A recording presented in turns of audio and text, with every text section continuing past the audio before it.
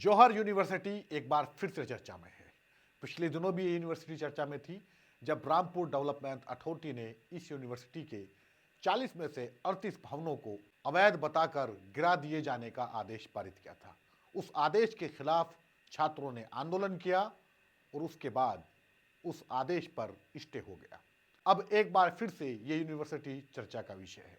इस यूनिवर्सिटी से जुड़े जौहर ट्रस्ट पर ईडी ने छापेमारी की है। यह कहने में कोई दो राय नहीं कि यह छापेमारी पूरी तरीके से राजनीति से प्रेरित है। यह कहने में भी कोई दो राय नहीं कि यह छापेमारी बदले की भावना से और राजनीतिक द्वेष से की गई है। एक यूनिवर्सिटी जो उस महान स्वतंत्रता सेनानी के नाम पर बनी है, जिनका पूरा परिवार स्वतंत्रता सेनानी था, जिनकी माँ स्वतंत्रता सेनानी थी, जिनके भाई स्वतंत्रता सेनानी थे, वो यूनिवर्सिटी आखिर सरकार की आंखों में क्यों चुभती है? क्या ये सवाल नहीं पूछा जाना चाहिए कि इस देश में जिस मौलाना मोहम्मद अली जौहर के नाम पर दर्जनों विश्वविद्यालय होने चाहिए थे, उस देश में अगर किसी शख्स ने उनके नाम पर कोई यूनिवर्सिटी बना दी तो इसमें कौन सा गुनाह हो गया?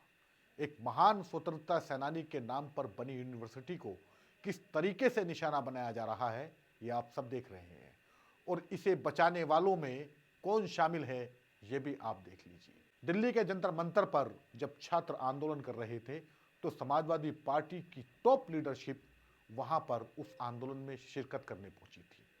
उसी दौरान रामपुर में छात्र आंदोलन कर रहे थे, लेकिन उस वक्त वहां कोई नहीं गया। उसके बाद एक डेलीगेशन जरूर भेजा गया, लेकिन उस डेलीगेशन में समाजवादी पार्टी की टॉप लीडरशिप के लोग शामिल नहीं थे।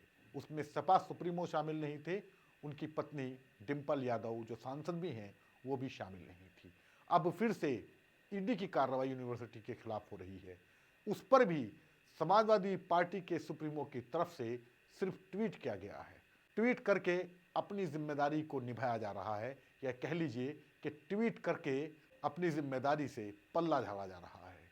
जबकि सर्वविदित है कि जब तक समाजवादी पार्टी के सुप्रीमो इस यूनिवर्सिटी में जाकर धरना नहीं देंगे, तब तक यूनिवर्सिटी के खिलाफ किसी ना किसी तरीके से ये कार्रवाई होती रहेगी।